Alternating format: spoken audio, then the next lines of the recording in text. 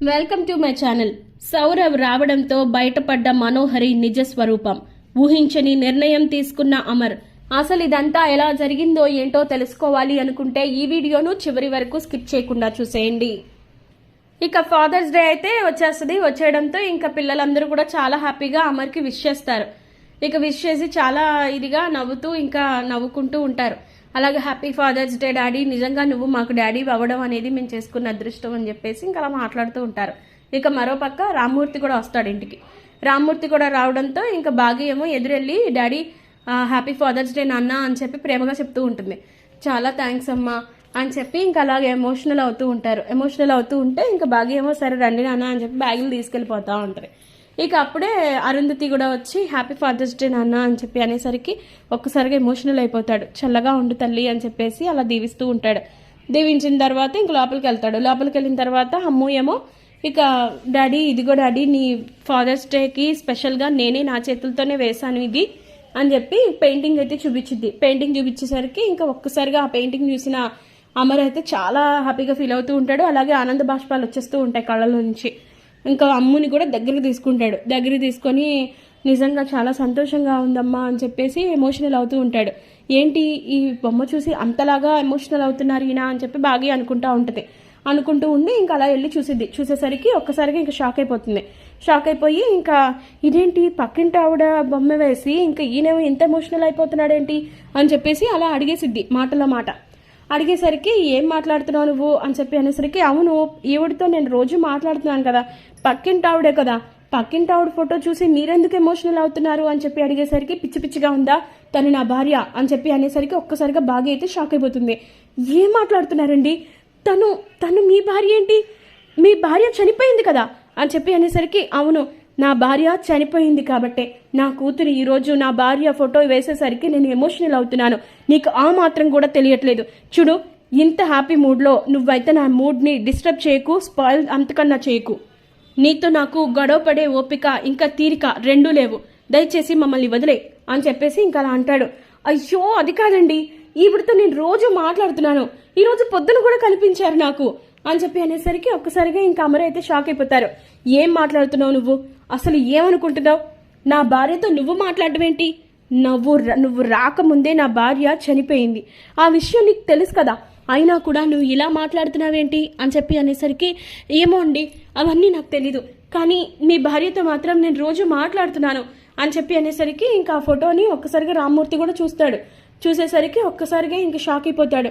బాబు ఈ అమ్మాయి మీ ఆవిడ అని చెప్పి అనేసరికి ఇంకప్పుడు అవును మళ్ళీ ఏంటిది, ప్రతి ఒక్కరికి పేరు పేరున పెట్టాలా చెప్పాలా ఏంటి అన్నట్టు విసుక్కుంటూ ఉంటే ఈ అమ్మాయి నా పెద్ద కూతురు బాబు అని చెప్పి అనేసరికి ఒక్కసారిగా ఇంకా అమర్ బాగా ఇద్దరు కూడా షాక్ అయిపోతారు. నాన్న ఏం మాట్లాడుతున్నావు నాన్న, ఈవిడ నీ పెద్ద కూతురు ఏంటి అని చెప్పి అనేసరికి ఇంకప్పుడు అవునమ్మా తనే నా పెద్ద కూతురు తల్లి, నేను ఈ విషయం నీకు కూడా ఈరోజు చెప్దామని ఇక్కడికి వచ్చాను అని చెప్పి అనేసరికి ఒక్కసారిగా ఇంకా అప్పుడు అందరూ షాక్ అయిపోతారు. అంటే నా భార్య మీ పెద్ద కూతురా, అందుకనేనా మీరు ఇంతకాలం మాకు ఎలాంటి సంబంధం లేకపోయినా ఎంతో సంబంధం ఉన్నవాళ్ళలాగా అనిపించారు, పిల్లలకు కూడా మీరు ఎంతగానో నచ్చారు, మిమ్మల్ని సొంత తాతయ్యలాగా ట్రీట్ చేశారు అని చెప్పేసి అలా ఎమోషనల్ అవుతూ ఉంటాడు. ఇక పిల్లలు కూడా తాతయ్య దగ్గరికి వచ్చి తాతయ్య నువ్వు మా తాతయ్యవా అని చెప్పేసి అంటూ ఉంటే ఇంకా అలా బాధపడుతూ ఉంటారు. అంటే నాకు అక్క అవుతుందనమాట, నా అక్కతోనే నేను రోజు మాట్లాడుతున్నాను, అందుకే మా ఇద్దరికి రక్త సంబంధం ఉండడం వల్లే నేను ఆవిడతో మాట్లాడగలుగుతున్నాను, ప్రతిరోజు ఆవిడ్ని చూడగలుగుతున్నాను, కానీ నాకే ఎందుకు ఇలా కనిపిస్తున్నారు అని చెప్పి అంటూ ఉండేసరికి ఇంకా అప్పుడు అమర్ అయితే నిజంగానే నీకు ఆరు కనిపిస్తుందా అంటే అయ్యో నిజంగానేనండి, పొద్దున్న కూడా నాకు లాన్లో కనిపించారు, ఏంటక్క ఈరోజు ఏంటి స్పెషల్ అంటే ఫాదర్స్ డే, మా నాన్నకి ఫాదర్స్ డే శుభాకాంక్షలు చెప్పాలి అని కూడా అన్నారు, నిజంగా నాకు కనిపిస్తున్నారండి, నా మాట వినండి అని చెప్పి గట్టిగా అరిస్తేసరికి ఇంకప్పుడు నమ్ముతాడు. సరే అయితే కానీ నా భార్య నీకెందుకు కనిపిస్తుంది అనేసరికి చెప్పాను కదా బాబు, నా కూతురికి ఇది చెల్లెలు కదా, అందుకే వాళ్ళిద్దరి బంధానికి ప్రతీకగా అలాగా కనిపిస్తుంది అనుకుంటాను, ఆ భగవంతుడికి వేసిన ముడి కదా అది అని చెప్పి అనేసరికి ఇంకా అలా ఎమోషనల్ అవుతూ ఉండేసరికి ఇంకా అప్పుడు మనోహరి వచ్చి ఇదంతా చూసి షాక్ అయిపోతుంది. ఆ ఆరు ఈ ఇంట్లో కోడలు అని చెప్పి ఇంకా అందరికీ తెలిసిపోయింది, ఇంకా ఆ ఆరు ఈయన కూతురని కూడా తెలిసిపోయింది. ఇప్పుడు బాగి ఇంకా ఆరు అక్కా చెల్లెళ్ళని తెలిస్తే ఈ అమర్ నార్మల్గా ఎందుకుంటాడు, అస్సలు ఉండడు అని చెప్పి ఇరిటేట్ అవుతూ ఉంటుంది. ఇక అప్పుడే మనోహరి వస్తుంది. మనోహరి కిందకు వచ్చిన తర్వాత, చూడు అమర్, వీళ్ళు చెప్పేదన్నీ అబద్ధాలు, అసలు ఆరు వీళ్ళ కూతురేంటి, వీళ్ళు ఏదో నోటుకొచ్చింది మాట్లాడుతున్నారు అని చెప్పి అలా మాట్లాడుతూ ఉండేసరికి ఇంకప్పుడు ఏది ఏమైనా కూడా ఇదంతా ఏంటో నాకు అర్థం కావట్లేదు అని చెప్పి అనేసరికి ఇక చాలు నోర్మి అని చెప్పేసి ఇంకా బాగి అయితే తిట్టిద్ది మనోహరిని.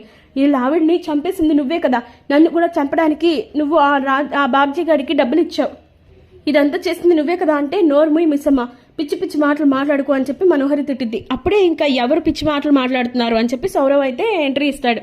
ఎంట్రీ ఇవ్వగానే ఒక్కసారిగా మా మనోహరి అయితే ఇంకా చాలా షాక్ అయిపోతుంది. ఇక అమర్ అయితే ఎవరు మీరు అని చెప్పి అనేసరికి, మీ వెనకాల నుంచింది కదా ఆ మనోహరికి మామగారిని నేను అని చెప్పి అనేసరికి ఒక్కసారిగా అందరూ షాక్ అయిపోతారు. మామగారంటే ఆవిడికి బంధువులు ఎవరు లేరు కదా అని అంటే, తన పెళ్లి చేసుకున్న అబ్బాయికి తండ్రిని నేను అని చెప్పి అనేసరికి ఒక్కసారిగా ఇంకా షాక్ అయిపోతారు అందరూ. ఇక బాగి ఆరు అందరూ కూడా షాక్ అయిపోతారు. ఇదేంటి, తనకి పెళ్ళయిందా, పెళ్ళి అవ్వలేదు కదా అనేసరికి, మీకు ఆ అమ్మాయి ఏం చెప్పిందో నాకు తెలియదు బాబు, కానీ ఆ అమ్మాయి మాత్రం నా కోడలు, నా ఇంట్లో ఉండాలి, తను ఎట్టి పరిస్థితుల్లోనూ ఇక్కడ ఉండకూడదు అని చెప్పి అనేసరికి ఇంకా అప్పుడు ఏంటి మనోహరి ఇదంతా అని అమర్ అడుగుతాడు. అమర్ అడిగేసరికి, అంతేకాదు బాబు, మీ ఆవిడ్ని చంపింది కూడా ఈ రాక్షసే, ఈ రాక్షసి చంపి ఇంకా ఆ అమ్మాయి ప్లేస్లోకి వద్దామని ఇంకా నా ఇంటిని, నా పరువుని అన్నిటినీ కూడా నాశనం చేసి వచ్చేసింది, దీన్ని ఎట్టి పరిస్థితుల్లోనూ ఇక్కడ ఉంచకూడదు అని చెప్పేసి అలా మాట్లాడుతూ ఉంటాడు. సౌరవ్ చెప్పిన నిజాలన్నీ కూడా ఇంకా అమర్ విని ఒక్కసారిగా షాక్ అయిపోతాడు. అంటే ఈ మనోహరి నా భార్యని చంపేసిందా, నేను అసలు సహించలేను ఇలాంటి రాక్షసిని అని చెప్పేసి ఇంక తన దగ్గర ఉన్న రివాల్వర్ తీసుకొచ్చి ఇంకా మనోహరికి అయితే గురి పెడతాడు. గురి పెట్టేసాడు. అమర్ ప్లీజ్, నేను చెప్పేది విను, నేను కొంచెం చెప్పేది విను, నువ్వు ఇంత ఆవేశపడొద్దు, దయచేసి నా మాట విను అని చెప్పేసి బతిలాడుతూ ఉంటుంది. ఇంకా నీ మాట వింటే నన్ను నేను శిక్షించుకున్న వాడిని అవుతాను, నేను అస్సలు నీ మాట వినదలుచుకోలేదు, ఎట్టి పరిస్థితుల్లోనూ వినను అని చెప్పి గట్టిగా అరుస్తాడు. అప్పుడు ఇంకా బాగి అలాగే రామ్మూర్తి ఇంకా అమర్ వాళ్ళ అమ్మ నాన్న ఆపుతారు. ఇక ఆ తర్వాత అందరూ కూడా ఆపి, ఇప్పుడు దాన్ని చంపి మీరు హంతకుడు అయ్యి జైలుకు వెళ్తారా, అప్పుడు మా సంగతి, పిల్లల సంగతి ఏంటి అని ఒక్కసారి ఆలోచిస్తున్నారా అని బాగి అయితే ఎమోషనల్గా మాట్లాడుతూ ఉంటుంది. ఇక దాంతో బాగి మాట్లాడిన మాటలకి ఇంకా అమర నిజమే కదా అన్నట్టు ఇంకా గుర్తు చేసుకొని తన పిల్లల్ని దగ్గర తీసుకుంటాడు. దగ్గర తీసుకున్న తర్వాత సౌరవ్ ఏమో, మీకు దీన్ని చంపే అంత పరిస్థితి ఎందుకు బాబు, దీన్ని మేము మా ఇంటికి తీసుకెళ్తాము, ఎందుకంటే ఈ మనోహరి ఉండాల్సింది అక్కడే కదా అని చెప్పేసి ఇంకా అలా మాట్లాడుతూ ఉంటుంది. మాట్లాడుతూ ఉండేసరికి, నేను అక్కడికి రాను అనేసరికి, నిన్ను చంపడం కాదు, నిన్ను ఇంకా నా భార్యని చంపిన పాపానికి నిన్ను ఇంకా శిక్ష విధిస్తాను అని చెప్పేసి ఇంకా పోలీసుల్ని పిలిచి మనోహరిని అయితే ఇంకా అరెస్ట్ చేపించేస్తాడు. ఇంకా అలాగే సైమల్టేనియస్గా రాథోడ్కి బాబ్జీ దొరుకుతాడు. దొరకడంతో, ఇదిగోండి సార్ అమ్మగారిని చంపినవాడు అని చెప్పి అనేసరికి ఇంకా అన్ని కూడా పట్టుకొని అసలు నిజం రాబట్టి సాక్ష్యాలతో సహా ఇంకా మనోహరిని అయితే అమర్ జైలుకి పంపిస్తాడు. ఇక రాబోయే కథలో ఖచ్చితంగా ఇలాగే జరిగిపోతుంది. ఇలాగే జరగాలని అనుకునే వాళ్ళు ఖచ్చితంగా మా వీడియోని లైక్ చేయండి. మరిన్ని ఇలాంటి ఇంట్రెస్టింగ్ అప్డేట్స్ కోసం మా ఛానల్